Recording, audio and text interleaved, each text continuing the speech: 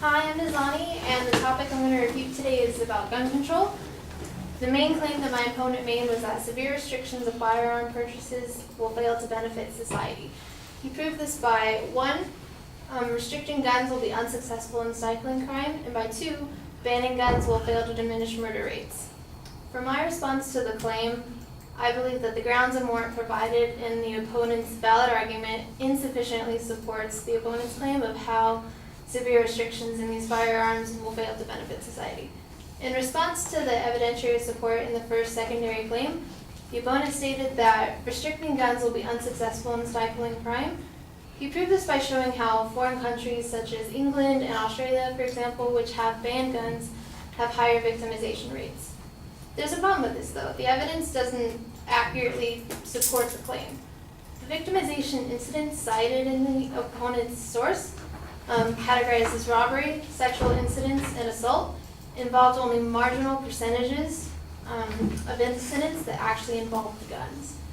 So from this, for instance, according to the original source written by John Kesterin, who is a chief analyst on the International Crime Victim Survey, robbery offenders carried a gun in 1/5 of the victimization instances, and accordingly, when referring to assault, weapons were said to have been used in just under a quarter of incidents. And of those weapons used, only 10% were reported to be guns. This misinterpretation of the evidence proves that banning handguns didn't have a substantial effect on the amount of crime, since only a nominal amount of incidents actually involved a gun. Therefore, this evidence and reasoning fails to support the original claim of how restricting guns would be unsuccessful in stifling crime, by highlighting that in this example, guns are nominally related to crime. Still under the first secondary claim, after stating that restricting guns would be unsuccessful in stifling crime, the opponent proved it by showing that the large majority of criminals don't purchase guns through any legal channels. Therefore insinuating that restricting guns will not curb the effects of those who illegally use them. The opponent cited a report from the Bureau of Justice Statistics that said in 1977, only 14% of prisoners who had bought or traded a gun from a legal source.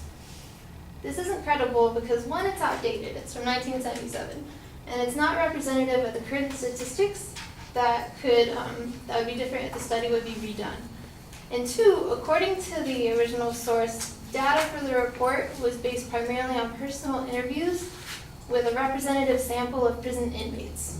So this underrepresented generalization that the source and the opponent makes doesn't take into account the possible bias samplings of the inmates or the credibility of inmate testimony, and therefore fails to be credible grounds in support for the opponent's claim. In response to the opponent's second supporting claim, the opponent proposed that banning guns will fail to diminish murder rates. And he proved this by saying 1, firearm homicides have decreased while gun ownership has increased, and 2, by saying that there is a negligible correlation between gun ownership and murder rates. Neither of those claims can be fully supported because they're contradictory to one another. The opponent said that there is a negligible correlation between gun ownership and murder rates, but also used the substantial existing relationship between the two to prove his claim. And neither of these contribute to fully support the claim because they can't exist both at the same time. Contrary to the opponent's claim that banning guns will fail to decrease murder rates, as seen in a comparison by the Huffington Post, the U.S. gun homicide rate is 70 times higher and 35 times the gun suicide rate of the United Kingdom, which is a country that has more restrictive firearm legislation. From this, we can provide a generalization that if the U.S. adopted these similar restrictive firearm legislations, that the murder rates would be lower, and therefore the situation would be beneficial to society. So in conclusion, although a valid initial claim was made, the opponent failed to sufficiently support his argument with the provided grounds and warrant due to issues with credibility and improper reasoning. Thank you.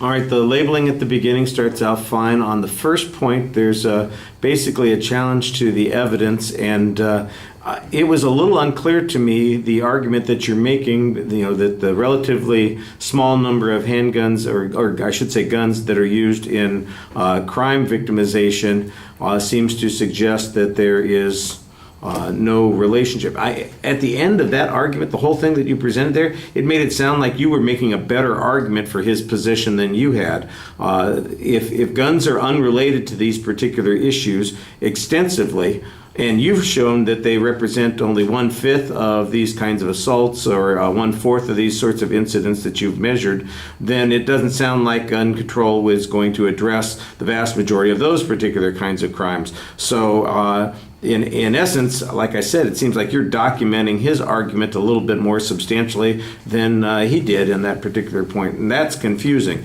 Your second the other argument on that issue, though, is a challenge to the evidence that's being presented here. And I like the challenges that you presented in the idea that if you were in an argument and this came up, that I think these would be pretty reasonable challenges to make immediately. I mean, without having had 2 weeks of preparation and ability to research it, I think you've got a good challenge. Look, we're looking at evidence that's almost 40 years old here, and it's based on interviewing prisoners, and we don't know how many they interviewed. And by the way, what's the credibility of the prisoners when they're talking about these particular things?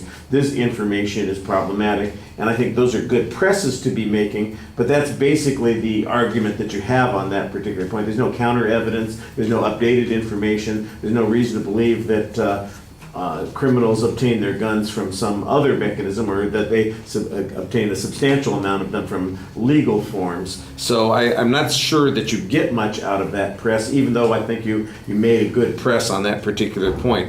I thought your argument on the second point was a little confusing when you argue that he's kind of contradicting himself. I didn't understand the analysis that you were giving at this point. The point that is clearer to me is the argument that says, look, if we do an analogy on these points and we look at Great Britain, for instance, or the United Kingdom versus the United States, and they have strict gun laws and we have 70 times more these kinds of incidents than they have there, we think that that's what accounts for a big chunk of that. That makes perfect sense. The other argument, it would have to be clarified. Frankly, it didn't make any sense to me as I was listening to it. That doesn't mean that it's wrong. It just meant that it wasn't very clear. All right, thank you.